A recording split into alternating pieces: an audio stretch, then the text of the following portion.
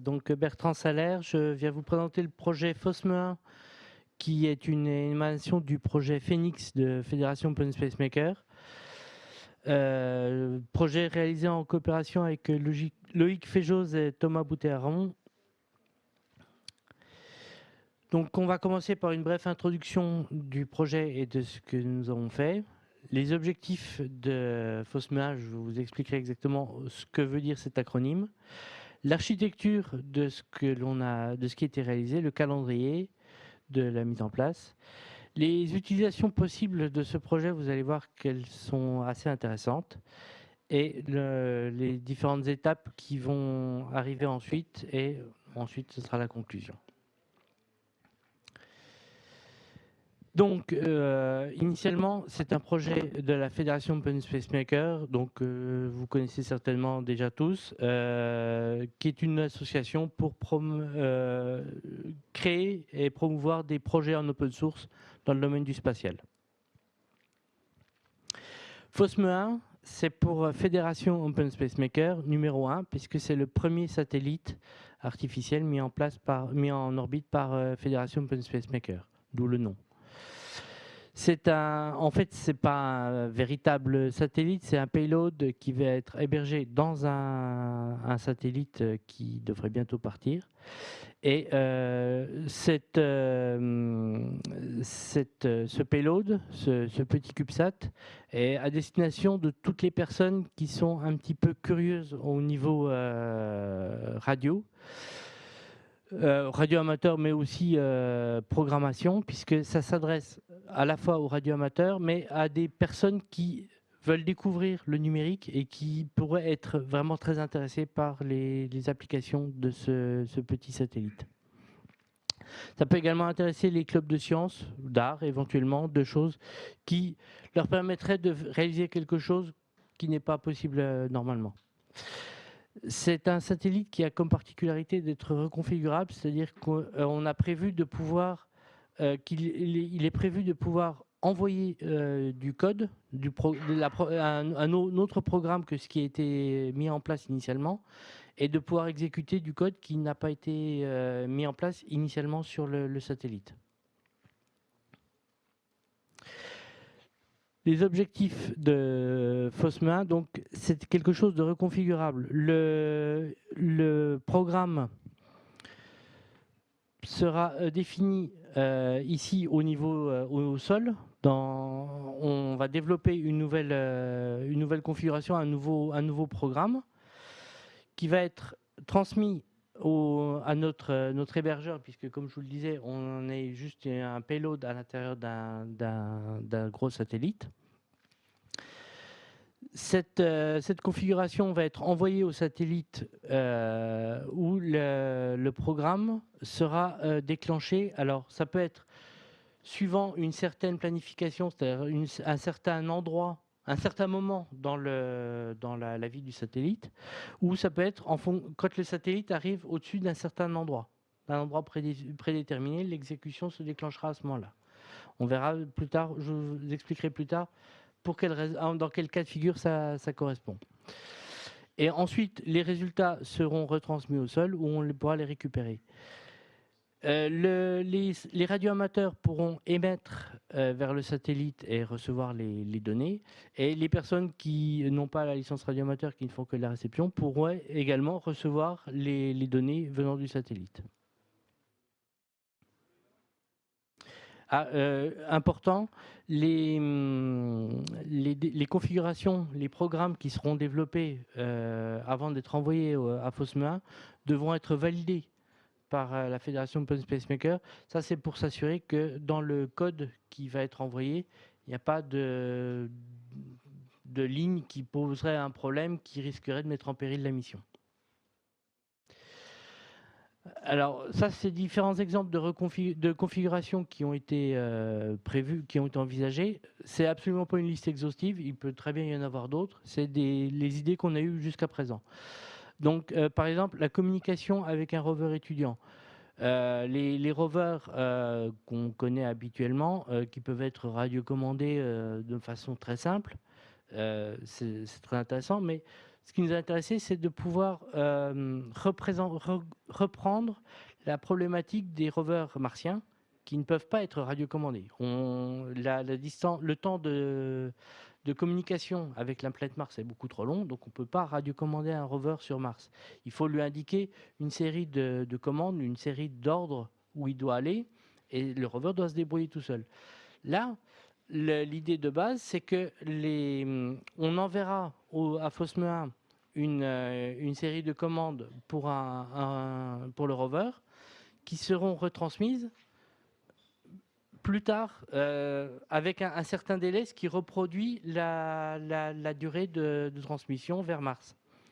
Avec un gros avantage par rapport à un rover sur Mars, c'est que si les étudiants, si les personnes qui envoient commandes se trompent dans ce qu'ils font, et que le rover, par exemple, se retourne, bon, ben là, c'est pas difficile pour le remettre en place.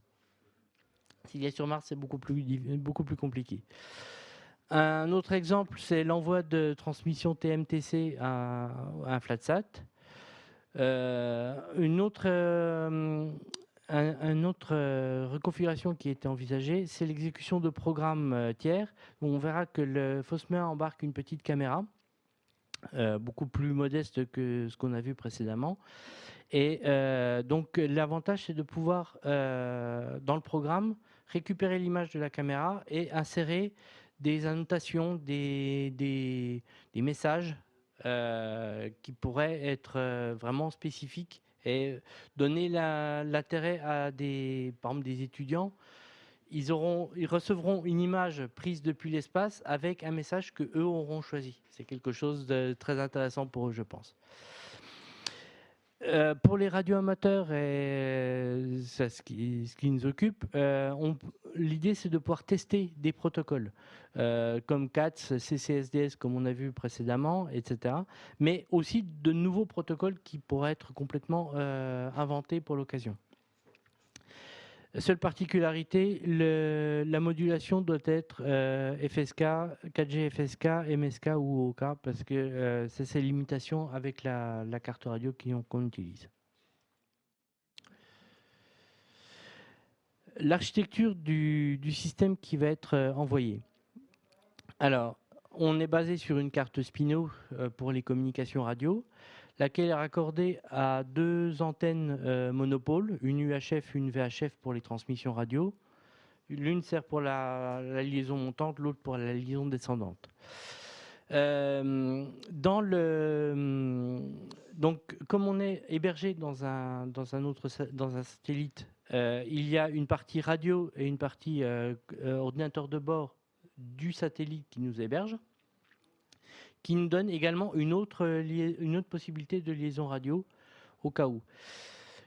Dans l'ordinateur de l'hébergeur, il s'exécute une machine virtuelle qui sert de charge de plateforme de fonctionnement du payload.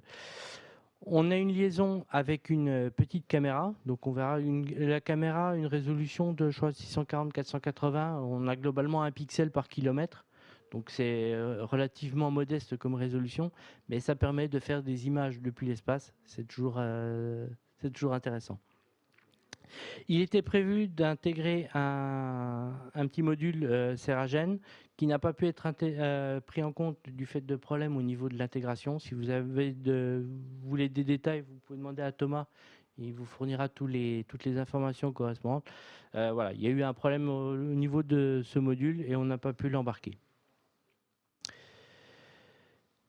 Les programmes qui seront exécutés en orbite sont des programmes de type WASM.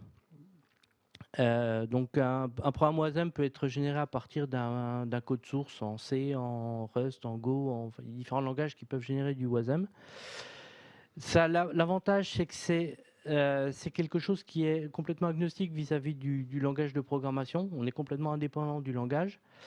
Et ça permet d'offrir une plateforme, un éventail de langages de programmation différents, tout en étant tous identiques au niveau de l'exécution. Donc le composant WASM, une fois validé, est envoyé dans FOSME 1, qui va être exécuté par l'engine WASM en fonction en déclenchement avec le planificateur. Donc comme je vous le disais, c'est un programme qui peut être exécuté, par exemple, quand il arrive à un certain endroit ou à un certain moment du satellite. Ça, c'est le planificateur qui va s'en occuper.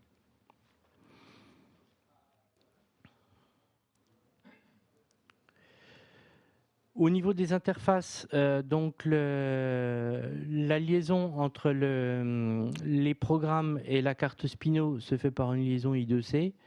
Au niveau des transmissions des trames radio, de la configuration du mode de fonctionnement de la carte Spino et des changements de mode de la carte qu'on peut lui demander. Et c'est une liaison série ou SPI entre le programme et la carte, la caméra.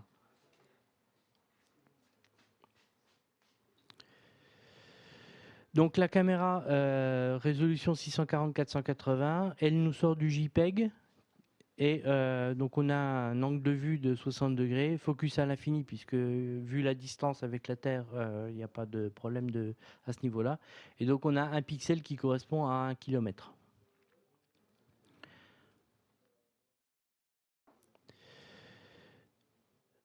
Au niveau de la communication avec l'ordinateur de bord de l'hébergeur, on devrait pouvoir intégrer dans les programmes WASM et donc dans les messages qui sont traités par le programme et redescendus sur Terre ensuite, différentes informations telles que les coordonnées du satellite, la télémétrie, l'attitude du satellite, les données TLE, enfin différentes informations.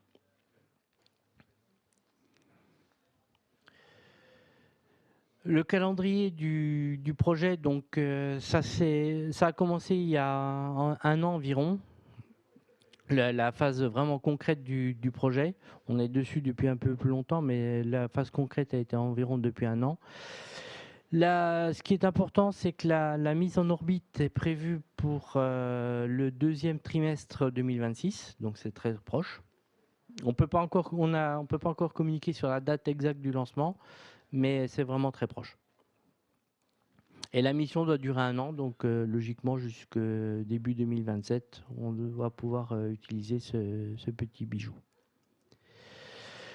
Un des intérêts du projet, donc comme je le disais, il y a un côté pédagogique, puisqu'on a comme ambition de pouvoir intéresser des étudiants, des collégiens, des lycéens à la programmation en les faisant travailler sur des programmes. Alors ça peut être des programmes très simples, ça peut être des programmes un peu plus complexes, mais l'idée de base, c'est de pouvoir les inciter à faire des programmes en leur disant, voilà, construisez un programme, on va le faire exécuter dans l'espace et vous recevrez le résultat après. C'est tout de suite beaucoup plus intéressant et plus motivant que si le programme s'exécute sur un coin de la table. Ça peut s'adresser à différentes compétences, différents domaines de métier. Ça peut être des domaines artistiques, quelqu'un qui veut faire une photo de l'espace et ensuite la retravailler au niveau des couleurs, des choses comme ça. C'est tout à fait envisageable. Ça peut être domaine scientifique, ça peut être... Voilà, il y a énormément de domaines qui sont possibles. Tout le monde peut espérer, enfin, pas espérer, tout le monde peut demander à envoyer un programme dans FOSME 1. Il suffit que le programme corresponde à certains critères de fonctionnement et ne mette pas en péril le fonctionnement du satellite. Il n'y a pas de problème, on l'exécutera. Et donc, ça s'adresse à un public également très large, puisque ça peut être des scolaires. On avait dans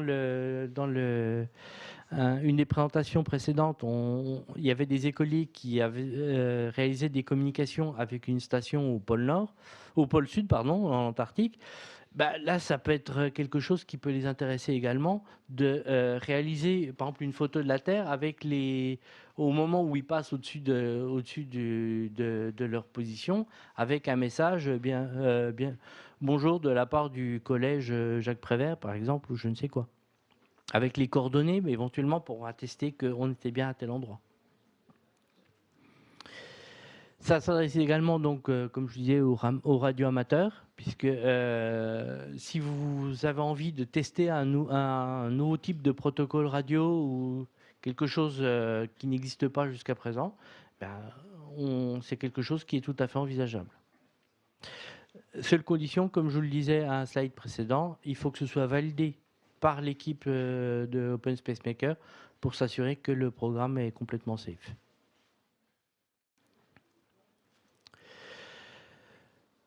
On a des différents étudiants qui sont déjà impliqués, n'est-ce pas Thomas?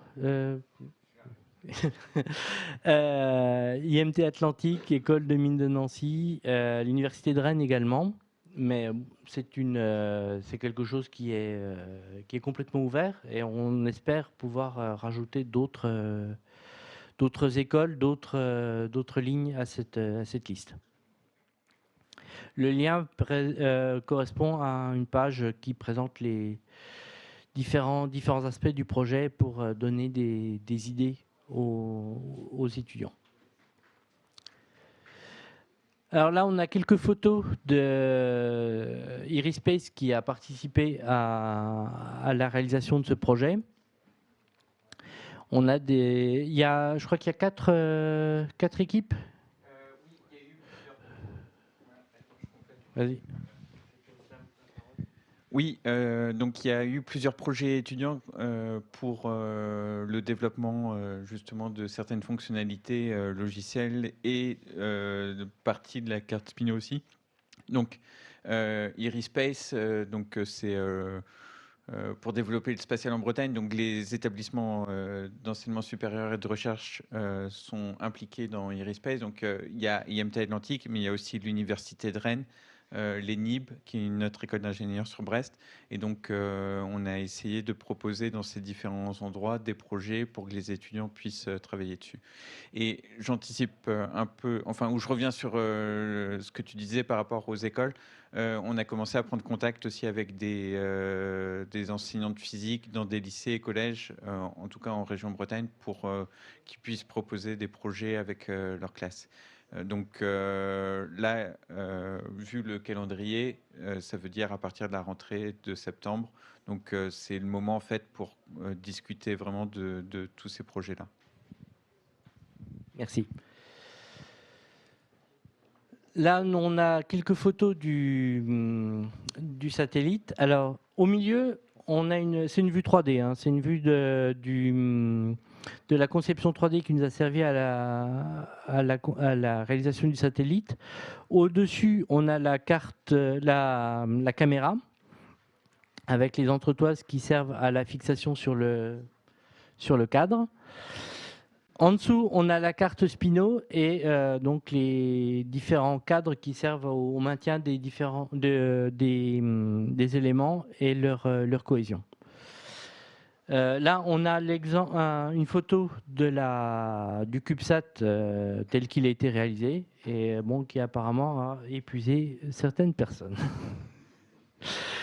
Là, c'est des photos qu'on a reçues tout à l'heure qui correspondent au satellite dans lequel on est hébergé. Alors, donc, vous voyez qu'il est beaucoup plus gros qu'un CubeSat. Si vous regardez attentivement, ici, vous voyez une fente verticale. C'est un passage par lequel va passer notre antenne. On a une antenne, alors je ne sais pas si c'est l'UHF ou la VHF qui va sortir à cet endroit-là, qui est une antenne fouet qui va sortir en fait verticalement comme ça. Et l'autre antenne va sortir sur cette photo, va sortir vers le bas. Et là, donc, une autre photo où ils sont en train d'insérer le CubeSat dans son conteneur de lancement, je pense. Donc, des exemples de programmes, comme je vous disais, c'est une liste absolument pas exhaustive. C'est des idées qui nous sont passées par la tête sur l'utilisation. On est absolument ouvert. Un programme qu'on a appelé Premier Pas, qui correspond à, voilà, on veut intéresser des élèves du primaire ou du collège, par exemple. On va pas leur faire un programme extrêmement complexe, mais on va leur donner un programme extrêmement simple qu'ils pourront customiser en fonction de ce qu'ils veulent mettre, mais un programme qui va envoyer un message bonjour depuis l'espace, par exemple, ou quelque chose comme ça, avec éventuellement récupérer les données télémétriques pour leur donner la position. Et je pense que pour des élèves en collège, ça peut être quelque chose d'extrêmement intéressant, extrêmement valorisant, de se dire, ouais, j'ai écrit un programme qui a été exécuté dans l'espace. L'autre exemple dont je vous parlais précédemment, le rover terrestre, donc, qui permettrait de reproduire les problématiques d'un rover martien, mais à un budget beaucoup plus faible et beaucoup plus facilement. On a également comme ambition de développer des stations terrestres qui permettront la communication avec FOSME 1 et tester les parties envoi-réception de données, décodage des trames, etc. Et pour la partie radio amateur, on a besoin de votre participation, enfin on est avide de votre participation pour déjà voir les modèles qui sont déjà prévus, que vous puissiez vous les approprier, voir comment ça fonctionne, si vous avez des soucis, comment vous les résolvez. Mais également, si vous avez des idées de nouveaux modes de transmission, nouveaux modes de communication, de protocoles, comment les mettre en place, comment les tester, etc. Et ça sera à faire en lien avec SatNogs pour bénéficier de leur couverture. Prochaines étapes, donc comme je vous le disais, la mise en orbite est très prochaine, théoriquement deuxième trimestre. Il y aura d'abord une partie où on va faire des tests. D'abord, l'hébergeur va faire des tests pour vérifier que son satellite fonctionne correctement. Ensuite, nous, on prendra le relais pour vérifier que notre satellite, notre partie FOSME 1 fonctionne bien comme on l'a prévu. Et ensuite, on vous laissera la main pour... voilà, vous aurez la possibilité d'envoyer de nous soumettre des programmes qui seront envoyés au satellite. Et on pourra voir comment ça fonctionne. Voilà, si vous avez des questions, je suis à votre écoute.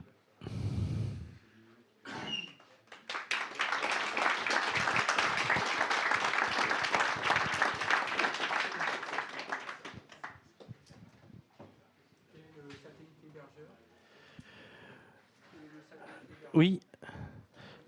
Alors, oui, quel est le satellite hébergeur? On peut communiquer sur le nom de l'hébergeur? Alors du coup, ouais, je vais répondre. Donc oui, en fait, nous, on s'est occupé vraiment que de 1U, d'accord, qui est le payload. Et effectivement, on a un taxi, en fait, qui est géré par l'entreprise SpaceLocker. Et donc ça va faire partie de leur mission out of the box, comme ils l'ont déjà annoncé sur certains réseaux sociaux, par exemple. D'où le fait de se focus uniquement sur cette partie charge utile. Donc effectivement, on peut le dire, on a eu l'autorisation aujourd'hui. D'où les photos aussi de dernière minute. Vous avez parlé du fait que les codes qui vous seront transmis pour les envoyer au satellite seront vérifiés pour s'assurer qu'il n'y a pas de problème qui soit causé par ça. Est-ce que ce sera possible d'avoir un document qui, on va dire, recense toutes les règles de bon codage de ce satellite pour que nos étudiants ils puissent travailler selon des contraintes qui sont réelles et pas des contraintes qui sont simulées comme on a l'habitude de le faire en TP ou en projet? Oui, bien sûr. Alors déjà, il y a deux raisons pour lesquelles on vérifie, enfin 3 raisons, on va même dire. Il y en a une déjà, c'est réglementaire, c'est du radioamateurisme, c'est de l'expérimentation et de l'apprentissage personnel.